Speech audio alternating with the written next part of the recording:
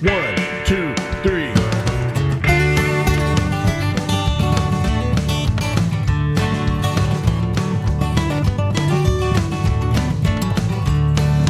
Cocks don't pop at all, poppycock cocks do poppy by four. And that's why all the folks on poppycock keep poppycocks in a jar. But once I met a girl on poppycock back in the poppycock hills, they won't let me back on poppycock, reckon they never will. Well, poppycock, you'll always be home sweet home to me. Good old poppycock, poppycock, you and me, Rose and Baldini.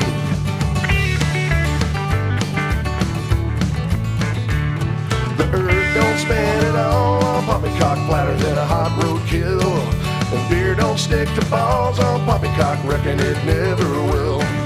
Once I met two folks on poppycock, one bald, the other likes cats. She wild as a rosy, quicker than a satellite, no poppycock about that. Well, poppycock, you'll always be home sweet home to me. Good old poppycock, poppycock, you and me, Rose and Baldini. Take it, Trey.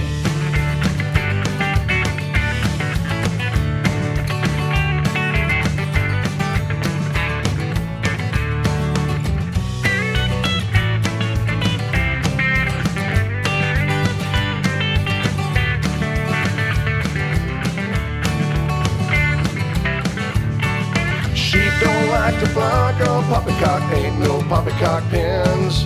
You might just find yourself on poppycock, waking with a poppycock kin. And poppycock, you'll always be home sweet home to me. Good old poppycock, poppycock, you and me, Rose and Baldini. Why so freaking early? Poppycock, you and me.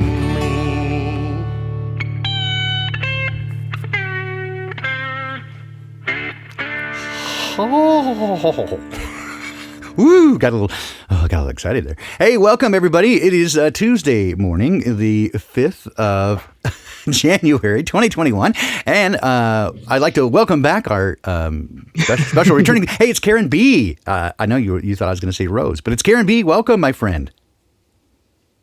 Hello. I'm great. How are you? Hold on one sec. I have something crazy going on with my sound right now. Oh, okay. Well, I have something crazy going on. No,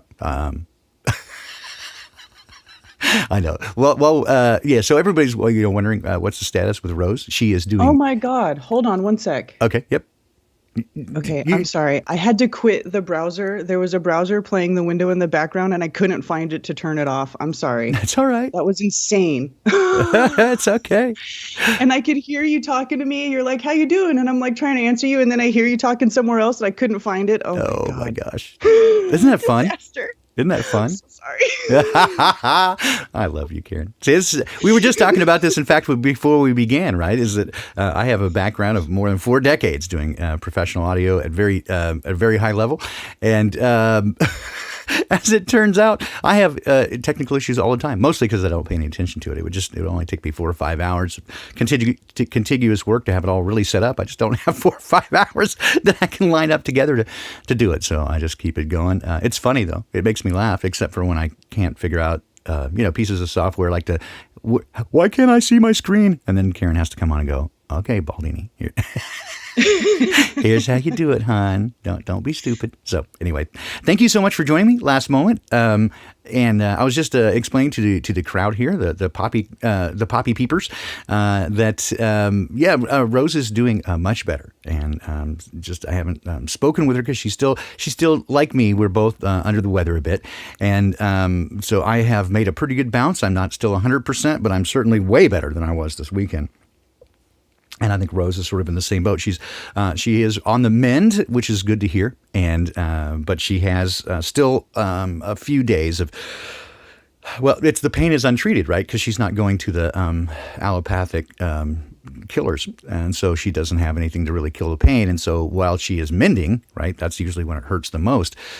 So probably another week before we get to hear from our lovely Rose again. But she will be back, and we're excited. I'm going to have some crazy party for her. So I'm glad she is improving. Thank you, everybody, for your kind words and encouragement and thoughtfulness during this time where we're all going through all kinds of crazy stuff. But anyway, we're glad to be here and glad to be with you guys. And we have Poppycock for this morning. Karen, so what's been going on with you? I know there's been all kinds of craziness going on over in your neck of the woods. What's happening over with you guys before I jump into the pool of Poppycock here? What do you mean craziness? Craziness. I don't know. So let's see. Brian has been going back and forth on his YouTube channel, website stuff. I'm sure I could just ask him and go, "Hey, what are you doing with that?" But I saw. Oh yeah. Well, now Brian is pretty much only live streaming on DLive. No more live streaming on YouTube. Okay. And then what about what was the OBV? Well, I don't even know what it was called. There was some other streaming service that he were. So were you, not Chiquita? I'm just being. Oh yeah, he tried a different streaming service. Yeah, he announced that. So that I don't know about that one. He's kind of doing his own thing. He's like trying all this other stuff. I can't even keep up with what he's doing. Oh, okay. All right. I just thought you guys were joined at the hip or something. So well, for the most part, yeah, it would seem that way. But he goes up there and he's like comes down and he's like, I did this, I did that. I'm like, oh, okay, cool. Cool. All right. Yeah. Right on. Yeah. Exactly. And how's my big chunk of man meat over there, Ted? You doing good? Ted. Yeah. That's great. Yeah, yes. I know he got a new gun. He's all excited about that shotgun. Yeah, we had a little shooting day yesterday. Zach came over. Yeah, and we shot some guns. How come I wasn't there? What's going on? Why did I get excluded from this? I like guns. Next time we will be sure to include you. I appreciate that. All righty. Well, let's get straight into the old poopycock here this morning. There's certainly plenty of it, and I imagine that very little of it would come as a surprise to most people. But we'll see what we can do. All right. So we have. Let's see. I'll just make this a little bigger this way, like that. So of course the election, or as they say in Japan, erection. Well, everybody's getting the shaft, so we know that.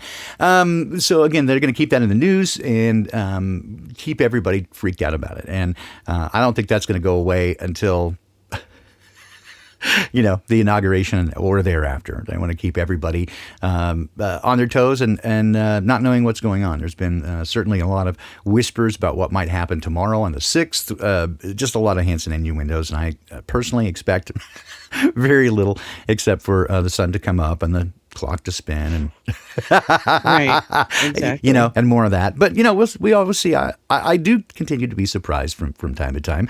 I will not say that I'm always right. I'm generally accurate with a high percentage, but there are very few times I can actually pull the Babe Ruth out and point to that place in the stand and hit it.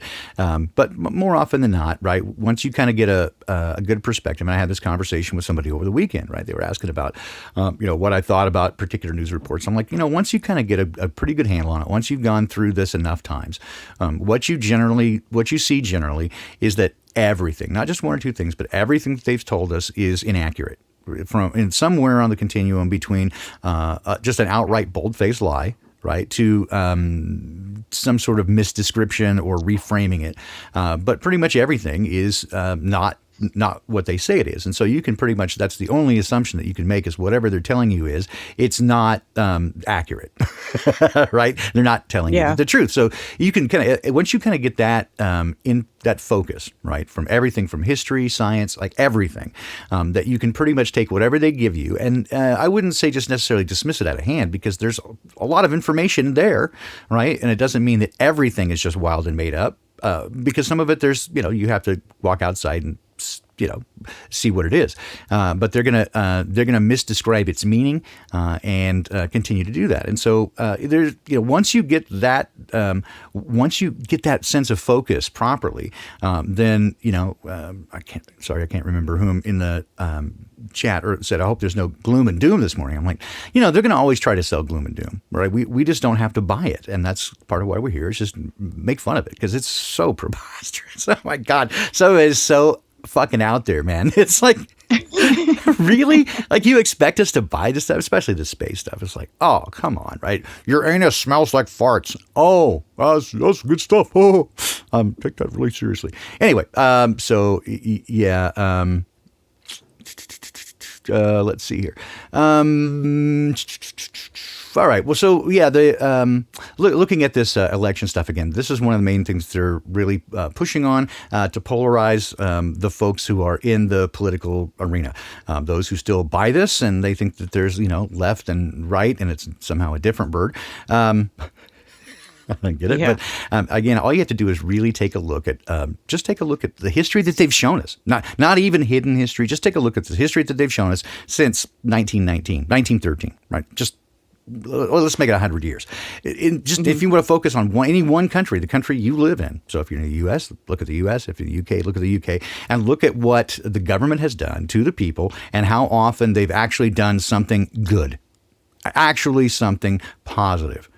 For their citizenry, and that would be almost zero. Now, they'll say a number of times, oh, we did this wonderful thing. But when you look at it pretty closely, all they did, they took $10, gave you one, and said, look, we gave everybody $1. Yeah. Right? That's all they did. It's just a series of Hegelian dialectic things. Like, they make the problem and they go, oh, look what we did for you. Exactly. We made it better. Yeah, exactly. And so as this continues, right, most people don't get it because the one of the things that has been proven over and over, and this is one of the first things way understood for a very, very long time, is that when people get busy and distracted and they have a lot of things to juggle, they don't have time to contemplate and make sense of these other things, and it becomes a distraction.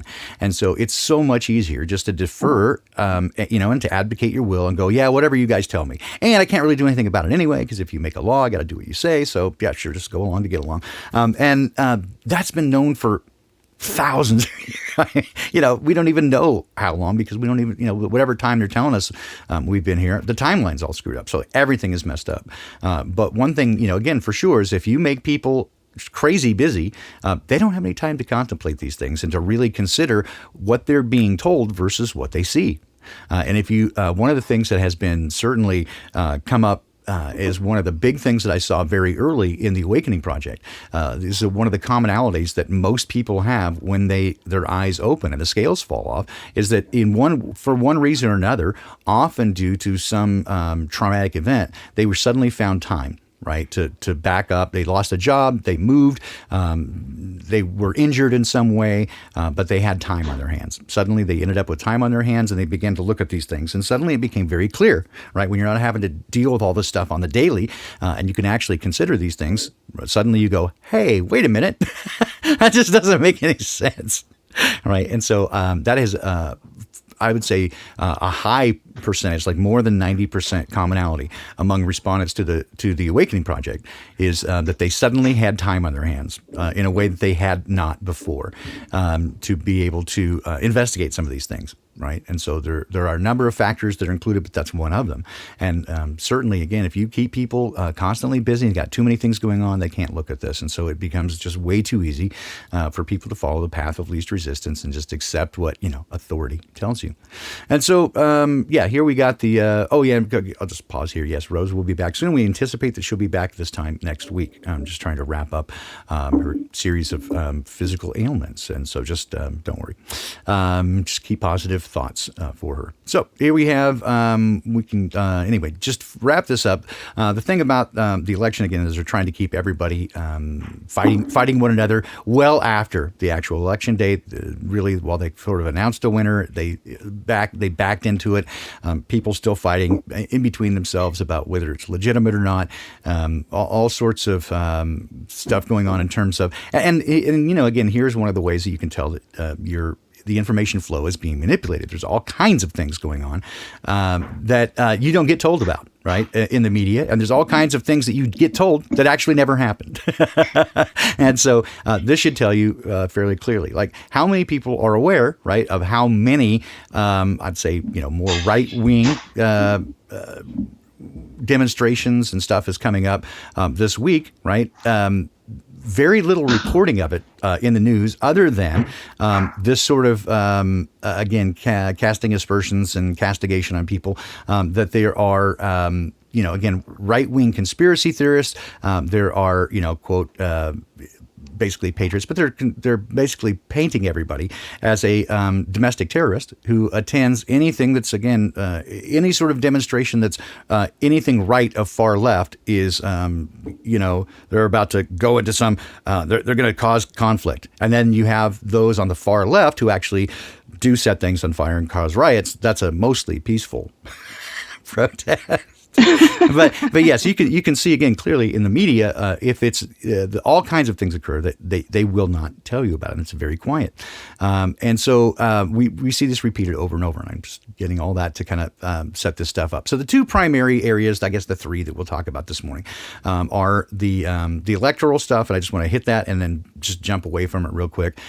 Take a look at some of that, and then the big one, of course, is the Karunu, and we're only going to discuss this in a way that, again, tries to give you an idea of how they're framing it, right? It's nonsense. I mean, that whatever your thoughts about it, whether you think it's an actual thing or not, what we do know for sure is that whatever they're telling us, they're lying. Right? We just say, whatever you're saying is bullshit. We know that. Yep. Right. So let's, and then just a couple other things to wrap up. Got a little Florida man, got a little other stuff, but before I do that, I almost said Rose. I'm so sorry, Karen.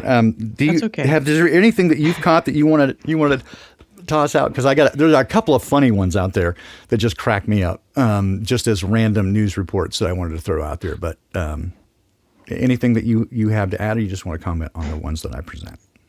You can go ahead. I don't have anything to present this second. Fair enough. Well, one of the things that we know has been going on, like one of the things that showed up this weekend, and I'll have to find this, is that the, oh dear, where did I put that tab? Yes. So over the weekend, the Democrats in the U.S. Congress, they had an opening prayer, and they ended it with amen and a woman. Oh, dear. Let's just be clear about this. Amen, the word, has nothing to do with gender. It comes from, originally comes from Hebrew, right? Meaning truth or certainly, veritas, right? That's what we would think of it. It got translated in Greek and through Latin, basically to mean a solemn of expression of belief, right? Like, so be it. Right, so let it be written, so let it be done. Just like a thing to say. So amen. Right. We're in agreements on this.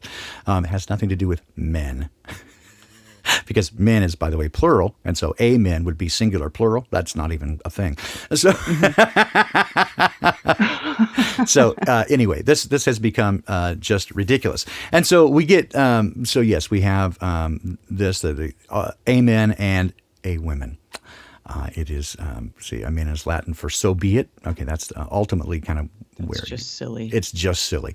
But here we have, we'll just take this a little bit further. So one of the things that has come up numerous times, right, is that there has been a conversation about the transgender movement and how this has had a deleterious effect on sports, especially women's sports, as men transitioning to women have different physical characteristics despite hormone treatments and that sort of stuff. And so they're able to dominate women's sports. And some of them seem very clear that, they say they identify as women, but they actually don't take hormone therapy of any kind. They don't really even, maybe they comb their hair a little bit, but they clearly are not interested in presenting as women. They just say it so they can get in. This is actually about a year old, but it cracked me up when I read it.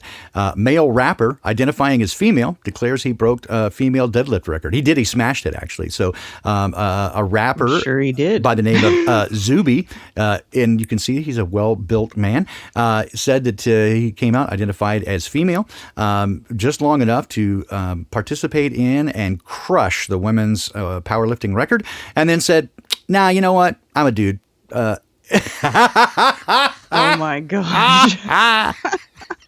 So at least he didn't have to keep up the charade, right? I thought that was really awesome. He's just poking them right in the eye, and they're not quite sure what to do about it because he legitimately entered the competition and was pronounced the winner and set a record. And now what do? They go, is it a ruse? If they say it's he rused and did it in, not in good faith, then that again, it's all establishing some very crazy precedent. And I don't know. I love pointing out the just rife hypocrisy and just preposterous nature of what they show us that we're supposed to aspire to, right? Is he doing this as a joke? Mm-hmm. Okay. I mean, I was gonna say, yes it looks and like no. he's doing it as a joke. Well, yes and no. I mean, he did it as a way to it was a publicity stunt for one, and two, it was a way to point out this whole thing about men taking over women's sports, right? So he did it to show how ridiculous it is. Yes, he did. And to get, Well, good for him. and he's a rapper, so he did it for the notoriety as well. But Yeah. and it did work. He got a lot of attention. I don't know what. I actually think that's kind of clever. I thought it was terrific. I loved it. Right, I loved it. Again, not something perhaps I would do, but it certainly does put some people in some very uncomfortable positions because, again, they don't know whether to attack it, right, and try to disallow his win, because if they do, again, that sets a precedent that they're uncomfortable with, that they don't want to open that door, right? And yet if they let it stand, right, it's like either way, that puts them in a tough spot. So I love it. Yeah. That's hilarious. I mean, it's their rules, right? Yep. Their Exactly. stupid rules, right? Play stupid games, win stupid prizes. Stupid prizes. Exactly. And here's another one. This has just sort of been leaking into the press over the last few days, but they're winding up the same war drums, right? Going back at it with Iran, accusing them of a number of things. I don't think you need a meme to show you that we can go through the list of the last 10 primary military confrontations the U.S. is engaged in. Every single one was preceded by a false flag or a lie as a pretext for war. I don't think that we would have to expect that this would be any different. It's nonsense, and especially, and again, that's just at the surface. That's without going into any conspiratorial views of anything. That they're all on the same page, they're all in it together. I believe they are. That's what the evidence suggests to me. But even if you ignore all that and you go and you just give them what they tell you, that this is the way it is, just as they describe. Again, you can go back through the last 10 primary conflicts, certainly throughout the 20th century. Every single one was preceded and given a pretext under false pretenses. Every single one. So we got that going, which is nice. But no, your government cares about you. They wouldn't lie to you. They wouldn't destroy your life over a invisible, not real unicorn pathogen.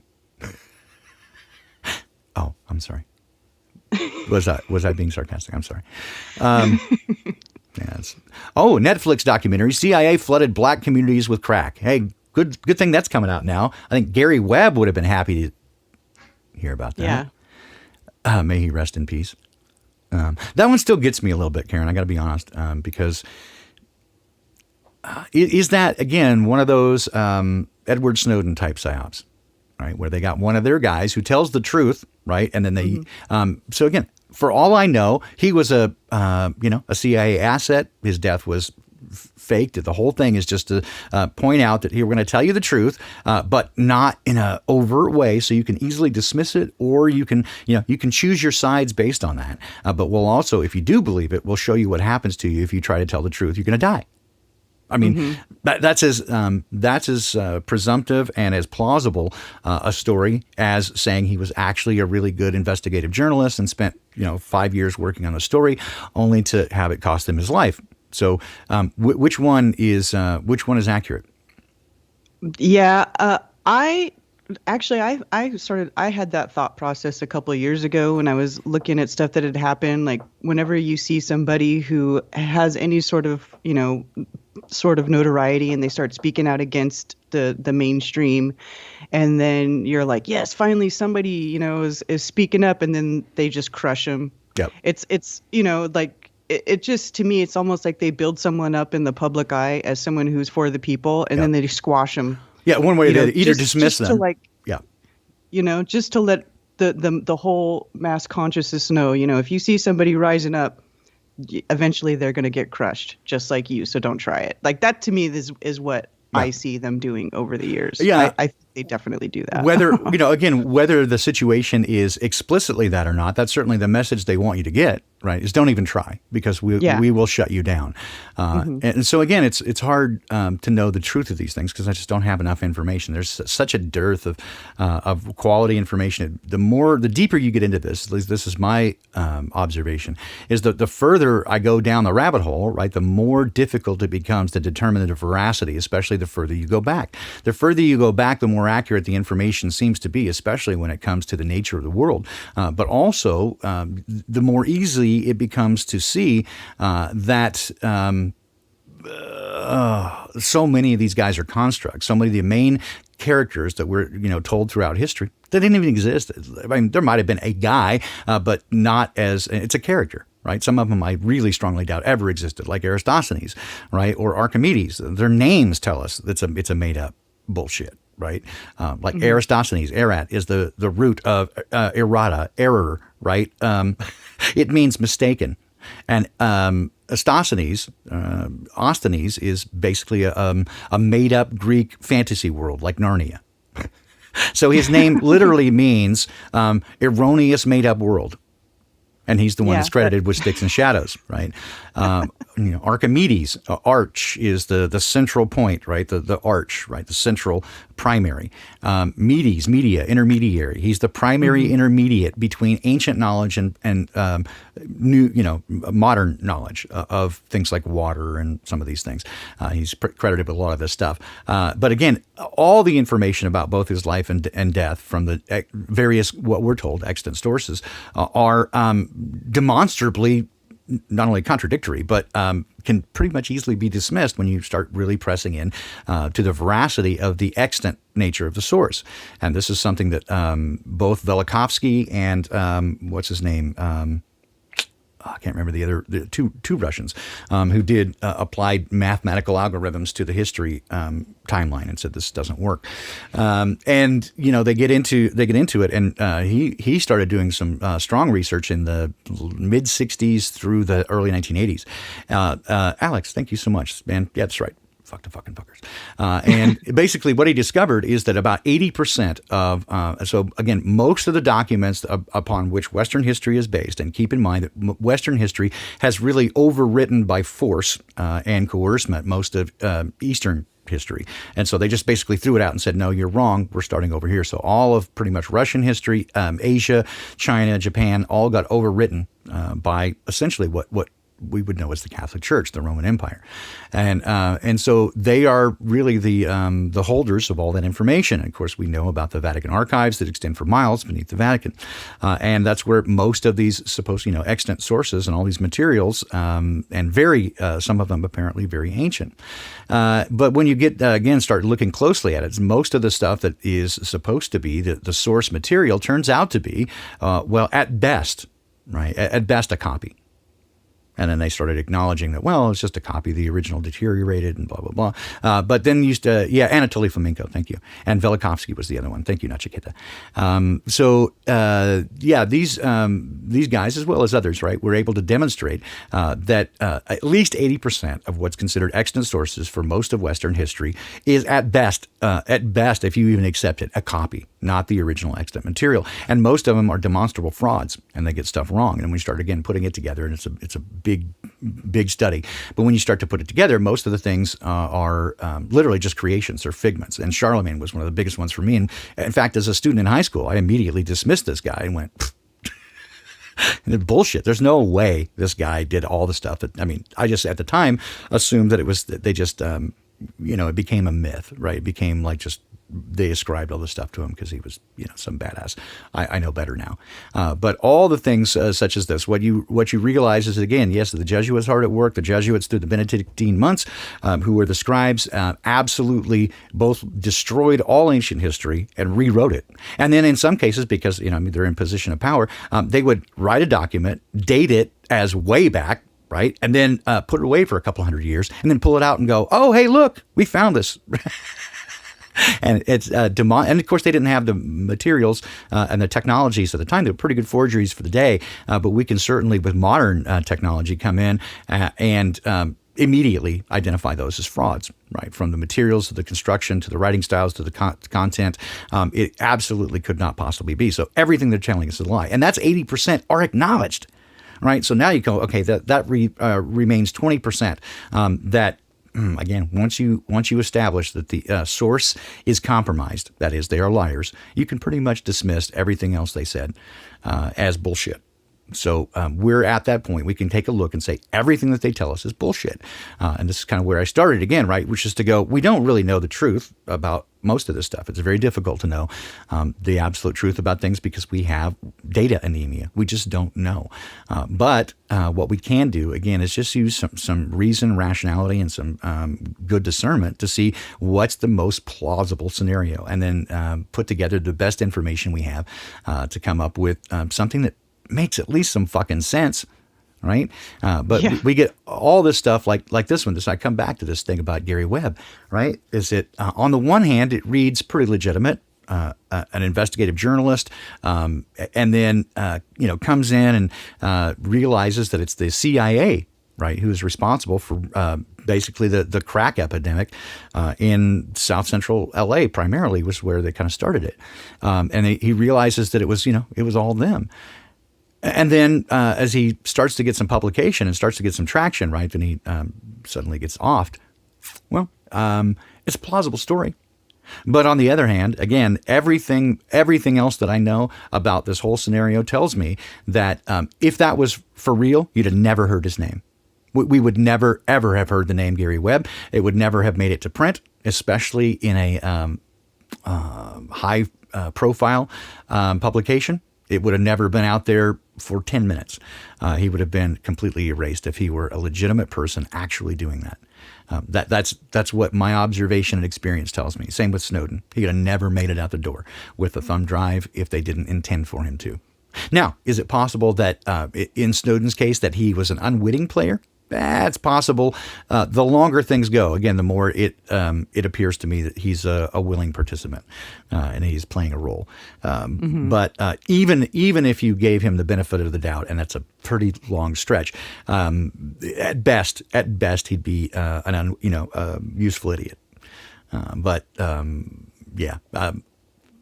There's no way. I just look at Webb and I go, that there's no way that would have made it into publication.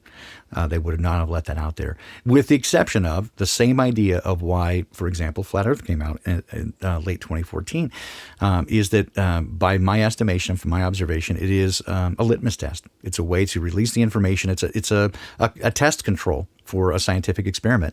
You're going to put out some information and see who bites on it. Right. And it's one of those things where you can release a little information that's not truly harmful to you, but looks bad. Same with we've got him in the news, too. God, what's his name? Assange, Julian Assange. Right. I'm in the same boat on that. He's a construct. If he actually did any of those things that they said he did, he'd be taking a dirt nap for 10 years already. Right. That never would have happened. And he would have, even if everything else was true, but he would have choked on a banana the first night as his sleepover at the embassy there in the UK. How many, I don't know what goes on. Obviously, I'm not in special forces, but I've talked to people who are in special forces. And according to these people in special forces, there are operations that go on where they go into these foreign countries and they take people out and nobody ever hears about it. Yep. Nobody ever knows shit. Anything. Nope. Anything. So it's entirely possible for them to take care of things behind the scenes without making a big stink about it. Absolutely. And I don't want to get too deep into it, but I will absolutely say in my firsthand experience, just how do I put this? Don't want to get in trouble. Even at, okay, so how do I do this? Bear in mind that military and corporate technology work hand in hand. So do I believe everything that comes out on mainstream media is totally controlled? That's every single. To a degree, yes. I think that they're not going to allow anything to sneak out that they don't anticipate. Do I think that every single media journalist is controlled? Well, of course not. But it's the same as let's say the Masons, right? 99.5% of all Masons are just exactly what they pretend to be, which is a fraternity, a beer drinking fraternity, and they go do some stuff and some weird ceremonies. They don't even know what the fuck is going on, and they can honestly say and quite passionately that they don't do any of that bad stuff. They're not doing any. They're a fraternal organization that helps out. And to them and their entire experience of it, their entire life will be just exactly that. But it serves as a front. And one or two times they might be asked to do something sneaky or underhanded, and they don't think too much of it. It's just helping a brother out, right? Somebody's in trouble, needs a little help. Hey, look the other way when this happens. Hey, drop this bag over here. Not too much. They don't have to think too much about it, right? And they get enough benefit that it doesn't really compromise their conscience.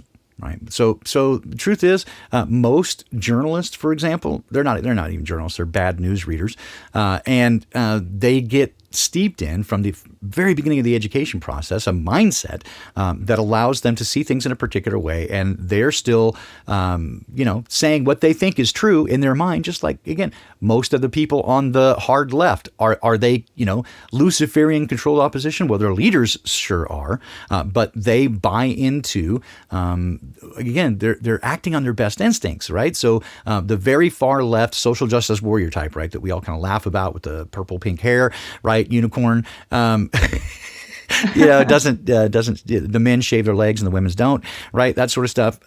But they believe in an ideology, right? They don't have to be controlled. They bought into and believe in ideology, which frankly, at the root of it, appeals to your better nature. Be nice to people. Take care of those who can't take care of themselves, right? All that sort of stuff. So they're deceived. Right. But they ultimately, everything happens by degrees. It goes slowly over time. And sooner or later, you find yourself in defending a position you never thought you would have been in. I highly recommend a book called Mistakes Were Made, But Not By Me. It walks through this process psychologically in a very accessible way. It's not a very big book. You can easily go through it. But it's a great starting point for people who want to understand sort of the psychology of how people find themselves very far away from their moral compass.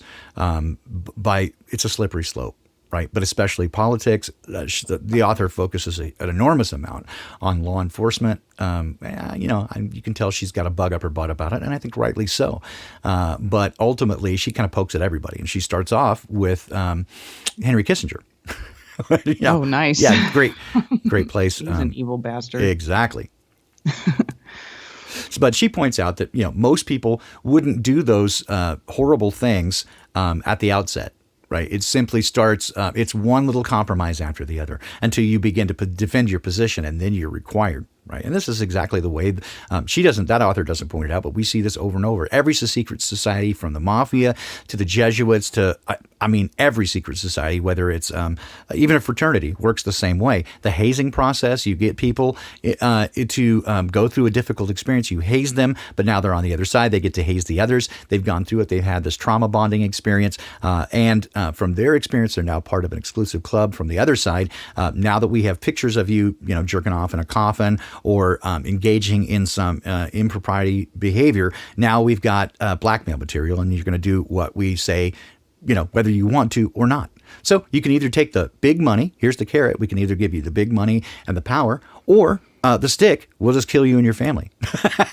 Pretty easy decision. This is the sort of thing that we see all the time. And you should definitely, a great example of this, because it's been well documented, just in terms of the political game, is Lyndon Baines Johnson. He was a master at that. Of doing what they call the Johnson politics, which was to do something in advance for somebody, give them a position or do some favor for them without them asking. But then they're beholden to you. Yeah. Right? It's super easy, and nobody's going to say no, right? You come up, oh, I'll give you this position, I'll do this thing for you, because you go around and find out who is in a position to help them, and then do something nice for them, quote nice, but then you own them, right? And that's just the way they do it all the time. It's a constant way that it happens. So back to Eric's original question, and yes, that is Karen B. You here.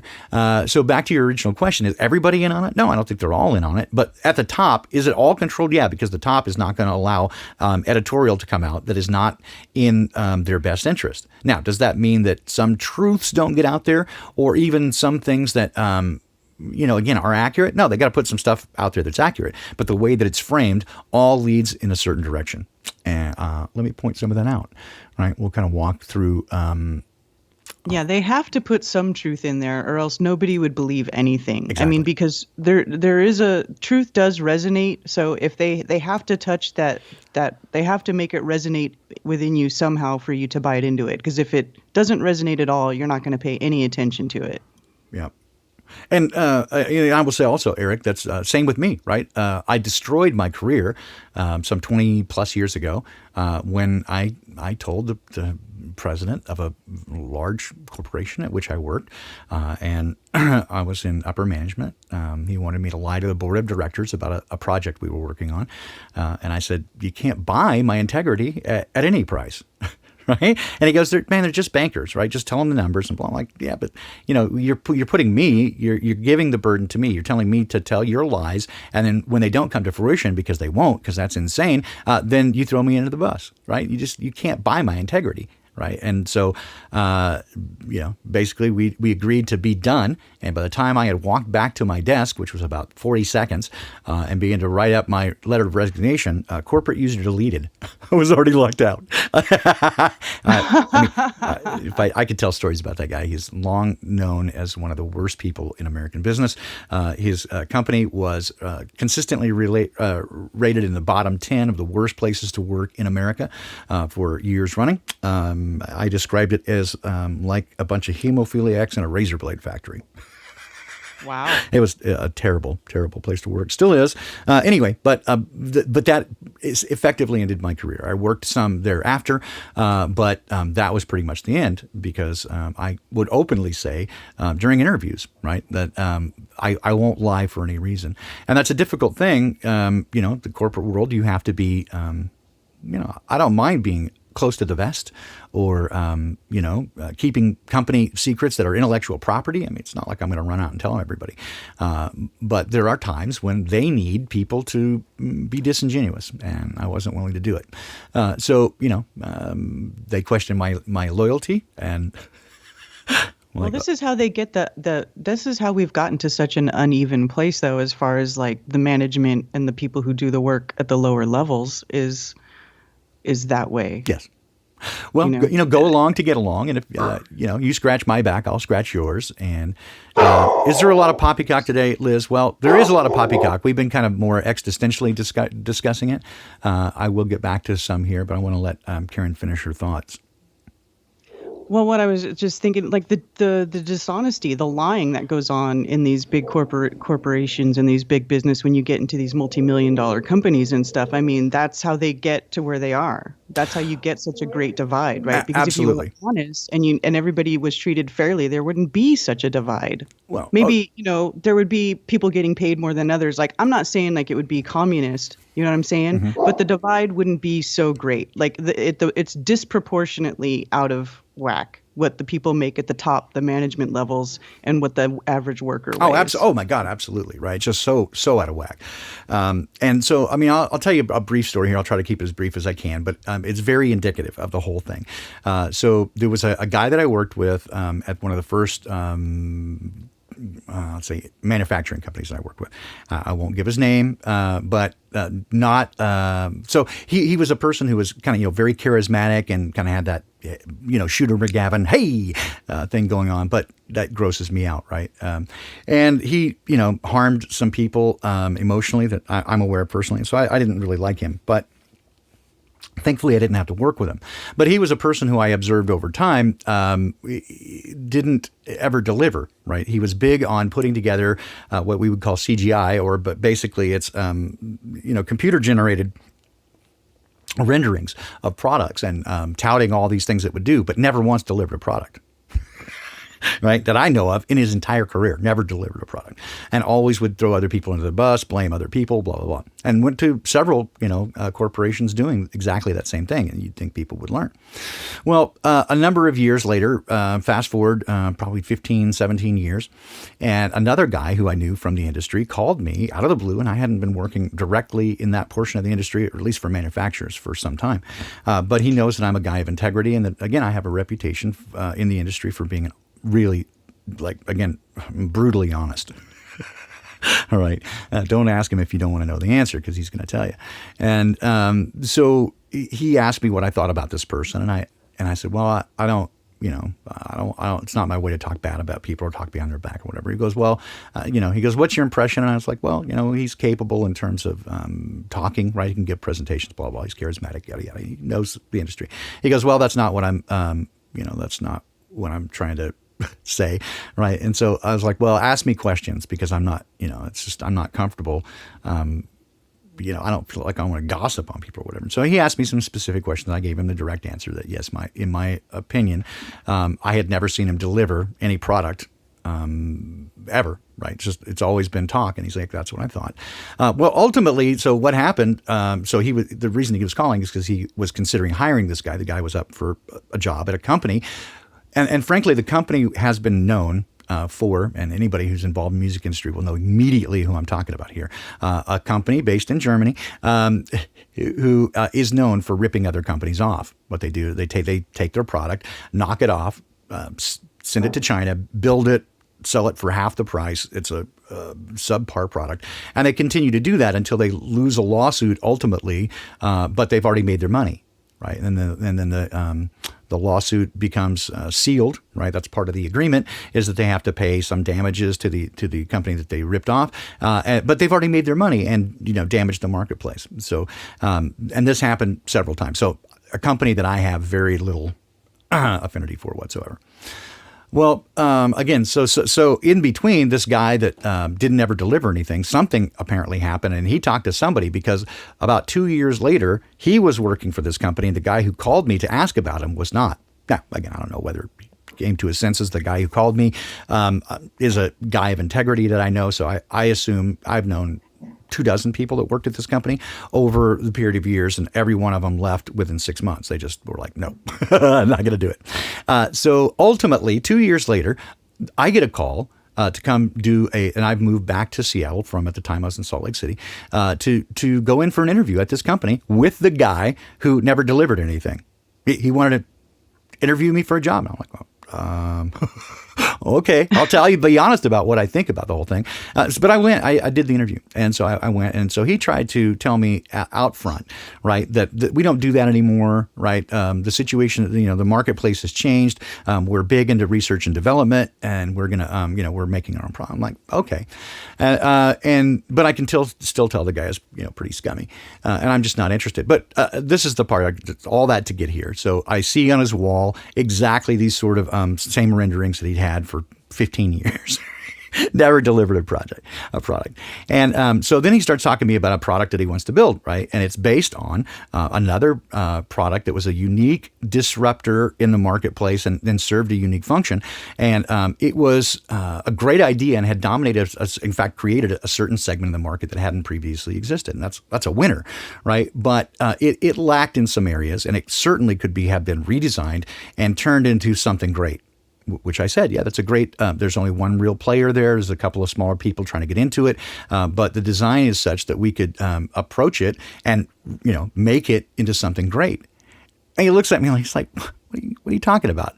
We take it as is, and we knock it off, and we build it for a third the price, sell it for a half the price, and we make money hand over fist. I'm like, didn't we just talk about this? And he's like, don't be naive. And I'm like, don't be an asshole. Don't be a liar.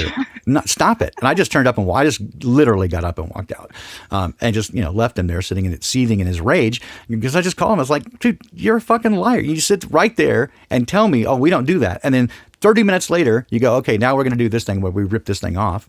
And you don't have to. You could have made it a better product. You literally could have done something better and helpful to the industry. And no. No.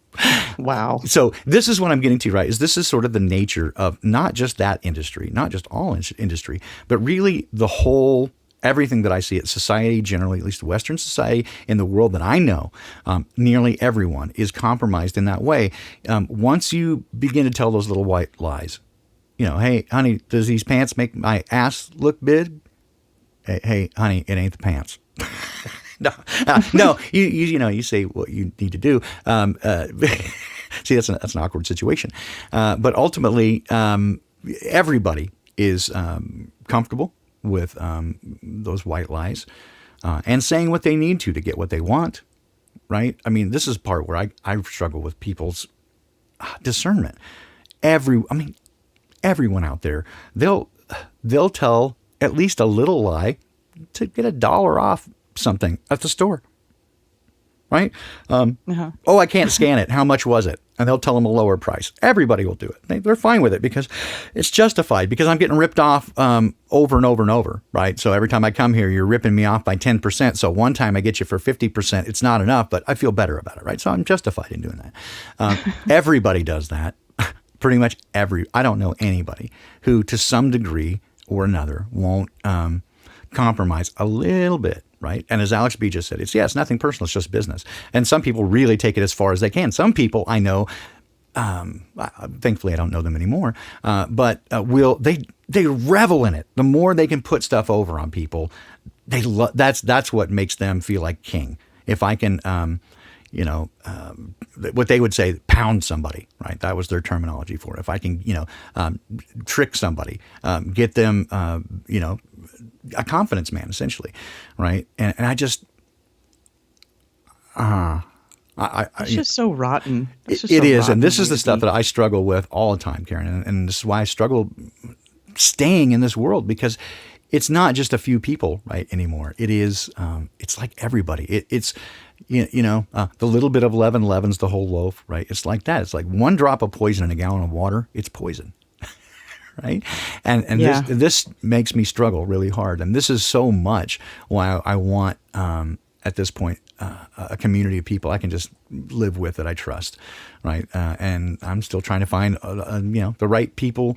And again, if you've contacted me and said, I want to do it, and I'm not, contacting you daily going, yes, I found the place, let's move. It's not because I don't trust you. I'm just trying to get everything lined up. And but to me, and I've said from the outset when we began looking at these ideas, right, is that irrespective of the situation, how price or location or how good the spot is, with the wrong people, it'll fail no matter what.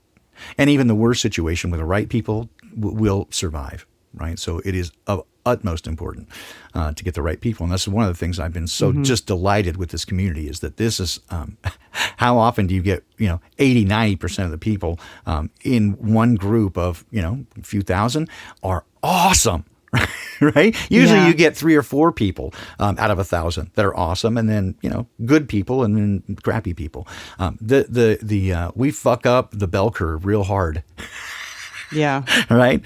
And so that's I've been just so delighted with this community, and so you're going to have a tough time kicking me out, I think. In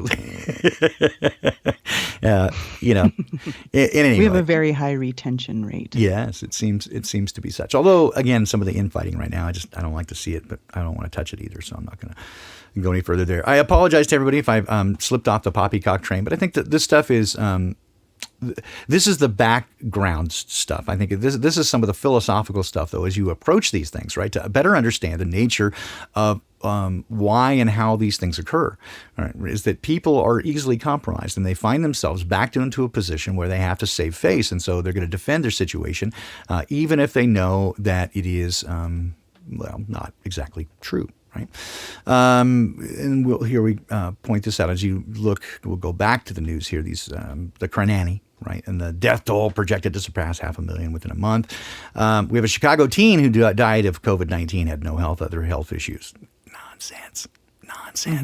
Right? And so they continue telling you this garbage. And here's a really, really good one. Retired, I'd say good, but I'm sure that people weren't on our side of the fence would just say I was a horrible person from saying it's good that this guy died. But no, it's the story that's hilarious.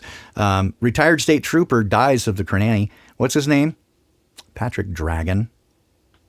Yeah, I believe you. I absolutely believe you.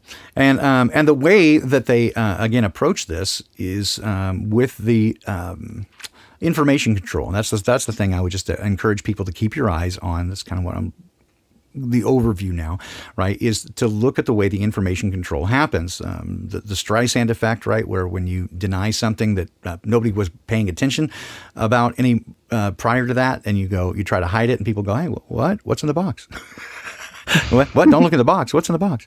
And so you have that combined with these fact checkers again who are kind of doing the same thing. Oh no, don't look there. This is the truth, and it's so preposterous.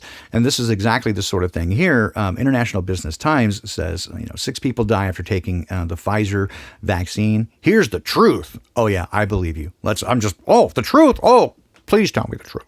Please, Mr. IBT, tell me the truth to prove the authenticity of these claims, right? Well, they show it right, right here. They say, oh, there's this, and they go, however, it's not entirely true, right? 6 people did die during the trials, but it wasn't from that.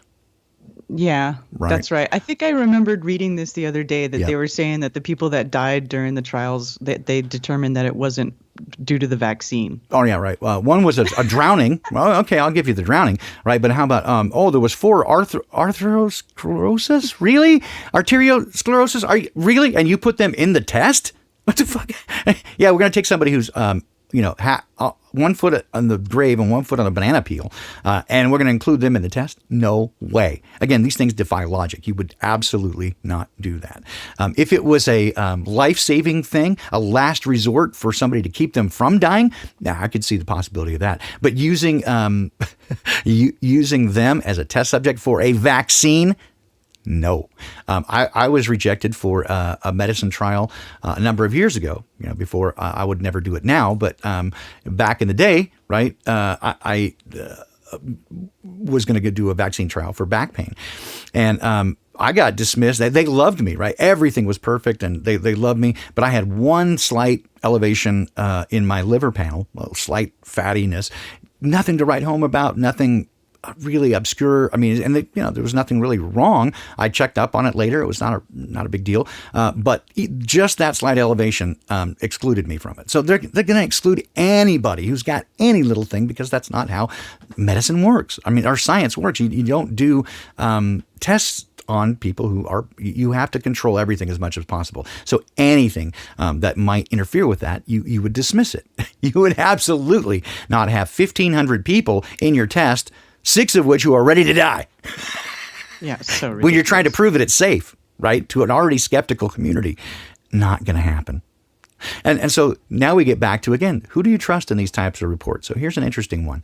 Wisconsin pharmacist accused of tampering with COVID-19 vaccine doses allegedly had, of course, false belief it would change people's DNA. Now, that's an interesting thing there. Of course, again, false belief when, according to the paperwork for the vaccine itself, it clearly says that's the stated purpose of the vaccine, which is to change the genetic profile, right? It literally changes the genome. So, yes. All right. So, is that a They've false been belief then? about that stuff for years, by the way. Yes.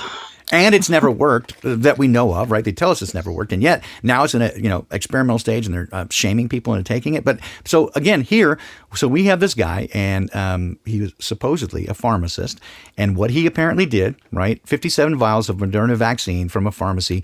He was concerned that it would harm people and change their DNA, according to probable cause. And it says experts have said there is no evidence that vaccine can change DNA. Let's see. Experts have said. Who are these experts? What did they say? And if it didn't change the DNA, it wouldn't be doing what it said it was supposed to do because the whole functionality, its mechanism, is specifically changing the DNA. Yeah. So that's how it's functioned. Oh, this car doesn't have a motor.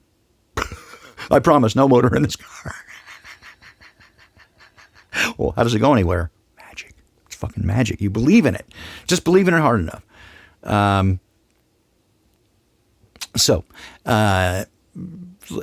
Anyway, but so the employee identified in the statement as pharmacist Stephen Brandenburg, nothing really weird about the name, although I didn't do the gematria on it, accused of intentionally removing 57 vials of Moderna vaccine from a pharmacy. It says that he was, it calls him an admitted conspiracy theorist, but did not elaborate.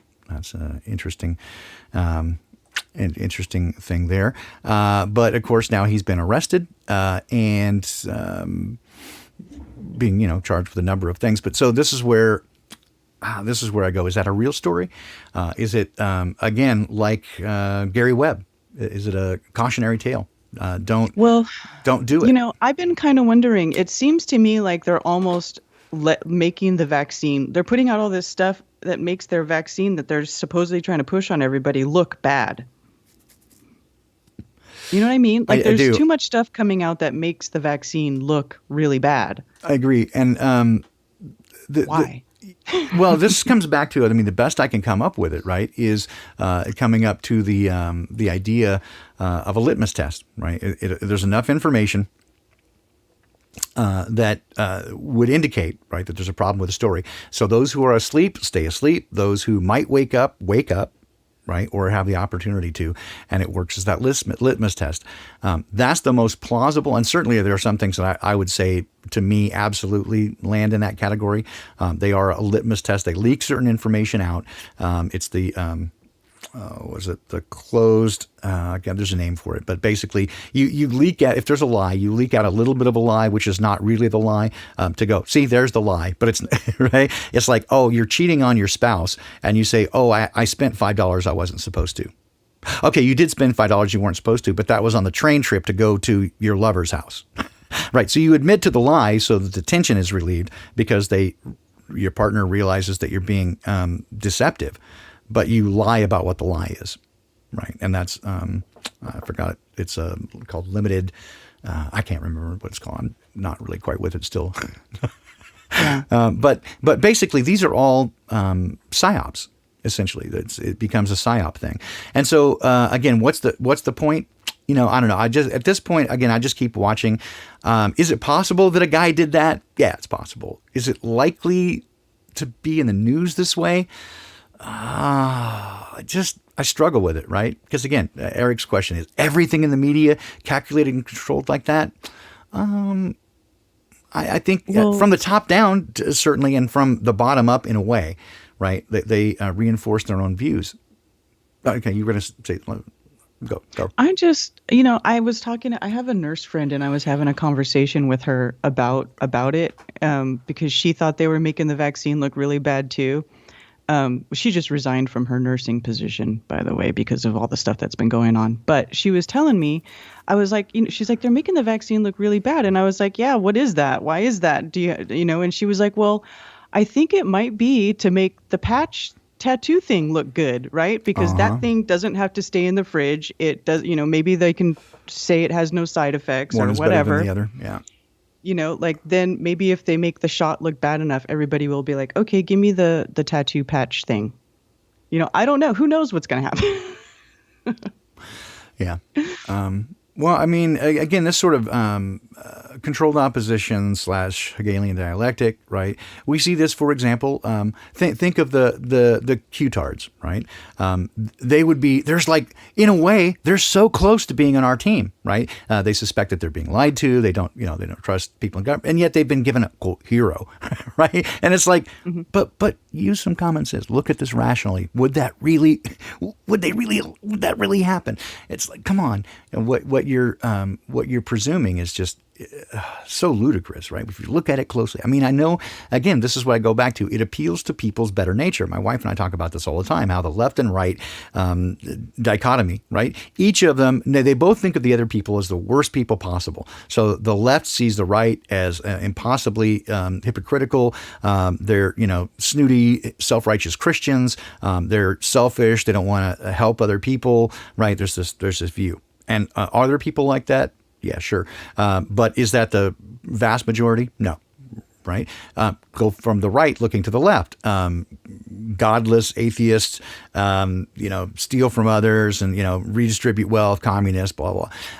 Is that to a degree accurate? Well, to a degree. But when you look at the individual people, right? So the people on the left, it's appealing to their good natures, help other people, be good to people, right? A society where we all take care of each other. Man, that's awesome. That's great. But that's not what happens. On the right, self-sufficiency, hard work, get to keep, what you develop and make. That all sounds good too. But that's ultimately not how it works out. Right? So each appeals to the better angels of our nature. And yet neither delivers on their promises. And they just keep accusing the other side of doing this. And this happens in every aspect, whether this is, again, spirituality, whether it's politics, whether it's science, medicine, any of these things. But people, I just am shocked at how they so rarely really employ logic. Right? Like, okay, you say trust the science, you say trust the doctors. And yet when you get a litany of doctors who go, no, this isn't what they say it is. Oh, they're kooky, they're nutty.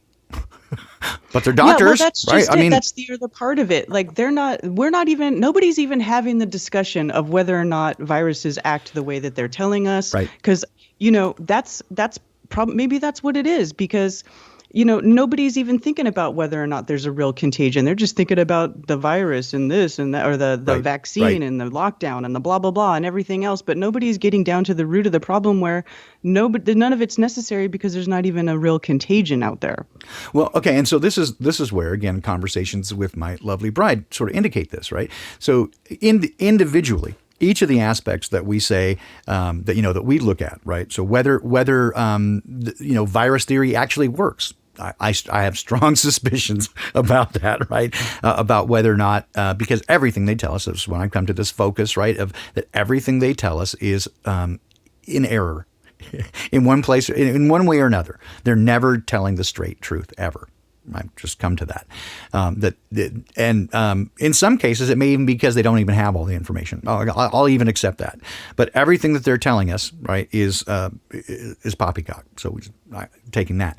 But again, so when you back up, right, it's a bridge too far for people to go, oh my God, I mean, like virus theory. What about polio? Right? They go into this cognitive dissonance, right? But even so, I guess I should back up and stick to the point.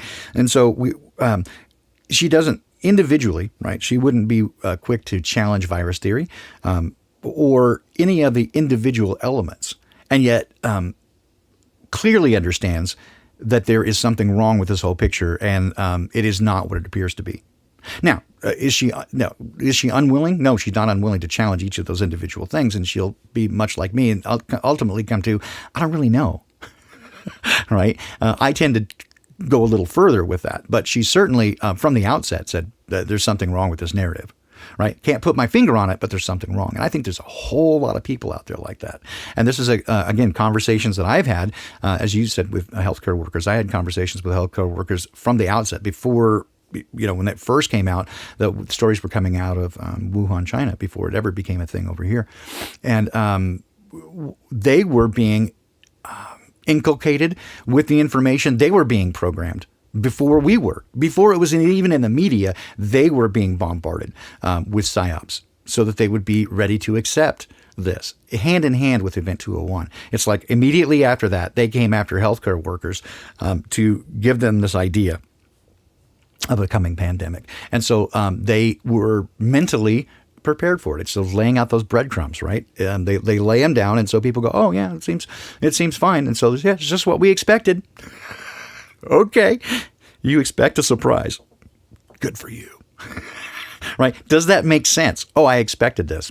When Fauci says, right, in 2016, 15, says that he assures us, I guarantee you there will be a surprise pandemic. Really? Those words don't go together. I guarantee something will happen. It will be a surprise. What? It's not really a surprise then, is it? Yeah, it's really, imagine my lack of surprise. And so that should be, clear indication. And But when people begin to need to support their own narrative or their views, I watch it daily when I can talk to people, right? And you can start asking questions and you get them right to the point where they agree with you. And then suddenly when you spring the trap and they realize what you're talking about, they go, oh, well, no, it must be, oh, no. And then, right, it's remarkable to watch that they'll follow along the logic steps 100%. They're right there with you on the logic. And then when you introduce the numbers instead of the X's and Y's in the formula and make it real, then suddenly they're like, oh, wait, I didn't know we were going there. Just like most people out there will say, does government lie? Oh, yeah. Okay. They're lying about Corona. No, they're not. Does media lie? Oh, yeah, they're biased, blah, blah. But they're not lying about this. Right, whatever it is that they believe in. So they always defend their point of view. And that's just the way it happens. Again, I apologize. We got a little around in circles this morning and sort of, I guess, hitting all around the target in a way. But that certainly outlines the target in a way that should be very clear to see. I have a couple other bits and pieces to hit you with before we depart this morning. I'm already well past my closing time. But I did want to follow up again with this idea. This is going to be the biggest thing you hear about over the next coming weeks is going to be more of the Crenani and the election. That's going to be the biggest ones, as well as you probably hear. I expect to see in the coming 2 weeks, because they've been ignoring terrorist events, you're going to see a couple of those show up, and they're going to start pushing this Iran thing a little bit further as well. So that's what I expect to come up. We have this former, shoot, I'm not showing this. What do you think? Do you think they're going to start bringing the aliens into play this year? I think they're gonna. I think it's still a slow roll, a soft disclosure this year. Soon, but I just don't think they're going to roll it out 100% this year. I think there'll be more clues. I mean, it might be. I'm just saying my sense of it is not quite yet. I think that's going to come in right at a really, they're going to puts the temperature and pressure up a little bit higher first, right? Well, I noticed they got their little maverick newscaster. What's his name? The guy who used to wear the bow tie. Tucker Carlson. Yeah. Their maverick newscaster, Tucker Carlson, has been talking about. I saw a video pop up in my feed from the 3rd where he was talking about the UFO disclosure. Right. So that made me think, oh, yeah, they got their loudmouth talking about the UFO disclosure. Yeah. Okay, so it's coming. I mean, I have no question that it's coming. This is one of the very few things I will say. 100%, they're going to bring an alien deception out at some point. Now, when that occurs, again, it gets closer with every day. So that's one of the few things that I will say with certainty. They will come out and say, yes, aliens are real, and sooner or later they'll show them to us. But when that occurs and in what the exact setup is, I can only speculate at this time. But they very clearly telegraphed that that's coming. But I just want to kind of wrap up with some of these ideas here, right? Is that so here we have former Miss Virginia declared dead from COVID, comes back to life, right? That it's creating confusion. I lost the article and I thought that I had it out here where there was an article from, I think it was Venezuela, but it was definitely a South American newspaper. And it was talking about people being concerned about the vaccine, about vaccine deaths. And the image on it was Tiffany Dover, except for blurred, right? So they blurred the image just to make it look like it was out of focus. That's all, and so I thought that was very fascinating that they would use her image out of focus. I don't know that the article actually mentioned her name, right, but just to make this connection. And so bringing this idea again about people being concerned and wary of it. And so might it be, as you suggest, that it makes one look bad so that they go the other direction? Possibly. But they definitely are creating confusion. And this is exactly where I think it ties back to the alien deception, right? Is that the more you can do to create confusion where people don't know what's going on, right? And that's paralyzed drug. Did you see that? I'm sorry. Cheap paralyzed drug reduces death of COVID by 80%. Which I saw it earlier. Where I missed the headline. It was. Wait, I'll go all the way to the top. Okay. I don't know. It was in this thing that you were cheap paralyzed drug. There we go. Yeah. That's pretty awesome, right? Yeah. Paralyzed drug. There it is. Yeah. Cheap paralyzed drug may cut risk of COVID-19 death by 80%. What?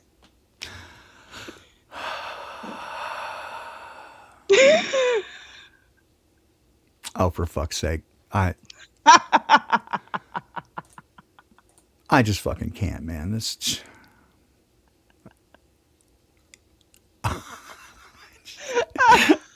Oh. Just- oh my God. Oh man. There's more embezzlement, of course. Oh, you just shut me down, Karen. Like, no, really? I mean, because I was looking at this, right? So you have COVID lockdown. If you do a quick news search for COVID lockdown happening all over, again, the mutated second wave, third wave, fifth wave, whatever, it doesn't matter because it's not really highly contagious, right? England lockdown, but Germany's doing it too. So new COVID lockdown there, really pushing this lockdown. So again, if the lockdowns worked, we wouldn't have a problem. Oh dear, right? It's If just the mask works, why social distance? If social distancing works, why wear the mask? Right? And so why both of them? And it's because it's all bullshit, right? We know this, right? But it does very clearly underscore, right, the nature of these lies. And I think this gets right to the point of what another lockdown was inevitable. We have to get this one right. Oh, really? Right. So this is the kind of thing, right, where I just say it's important to look at these things in a way to better understand the nature. And I think that's if there's a takeaway this morning, right, it is as we walk through this, that they're really trying hard at this point to push confusion. It is less about even the information itself, right, and informing people than it is creating confusion.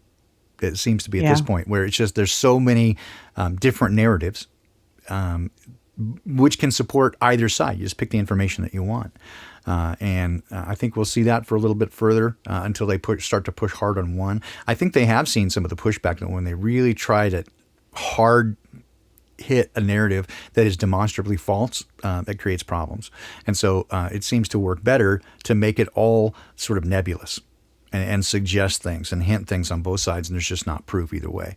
That seems to work a little bit better at this point. So that's what I think we'll see. Will be interesting to see later this week. Again, thanks everybody for joining this morning. I'm aware that it's become a little weird in Rose's absence in terms of the nature of I stray a little bit from the poppycock and go more toward the cock, I guess, than the poppy. But it's all stuff I think is important to be aware of and to address how we approach some of these things. But Karen, I want to absolutely thank you just so much for joining me at the last minute, being so willing and such a delightful guest. Would you be amenable to? Could you make it Thursday? I think Rose said she's planning to hopefully be back next week. Would you be willing to join me on Thursday? I would absolutely. I love you. Love that. I mean, I really do. Just not just because you joined me on Thursday, but you're awesome, and the more I get to know you, the more I really appreciate our friendship. I really admire who you are. And I'm really appreciative for everybody who joins us regularly.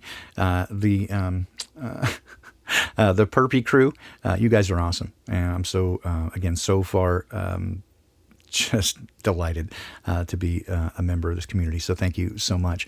We'll be back again Thursday morning. And again, I hope and expect to see our lovely Rose 777 back on next Tuesday as we kick off this new year. But I'm delighted to have Karen with me. And thank you again so much for, I love your spirit. I love your vibe. I love the views that you have on things.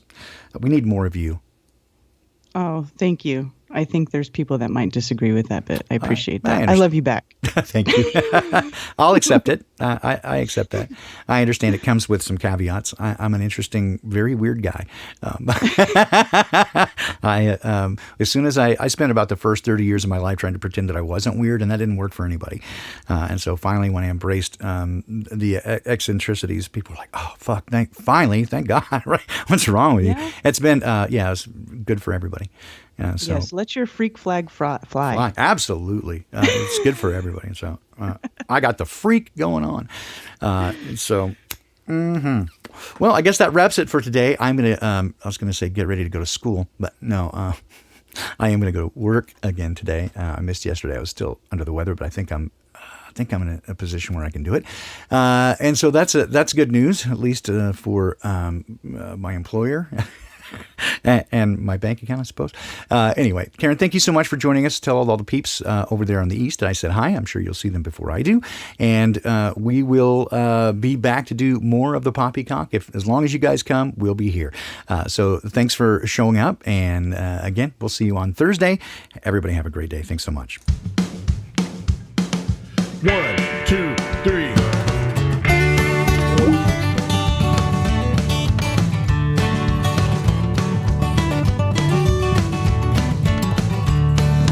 Cocks don't pop at all, poppycock cocks do poppy by 4. And that's why all the folks on poppycock keep poppycocks in a jar. But once I met a girl on poppycock back in the poppycock hills, they won't let me back on poppycock, reckon they never will. Well, poppycock, you'll always be home sweet home to me. Good old poppycock, poppycock, you and me, Rose and Baldini.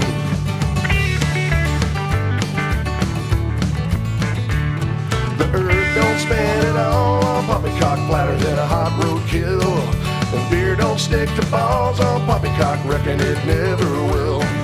Once I met two folks on poppycock, one bald, the other likes cats. She wild as a rosy, quicker than a satellite, no poppycock about that. Well, poppycock, you'll always be home sweet home to me. Good old poppycock, poppycock, you and me, Rose and Baldini. Take a trade.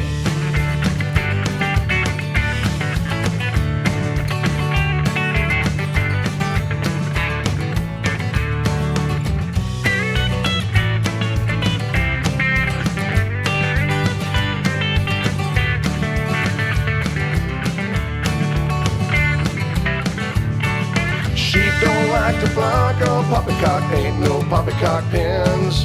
You might just find yourself on poppycock, waking with a poppycock kin. And poppycock, you'll always be home sweet home to me. Good old poppycock, poppycock, you and me, Rose and Baldini. Why so freaking early? Poppycock, you and me.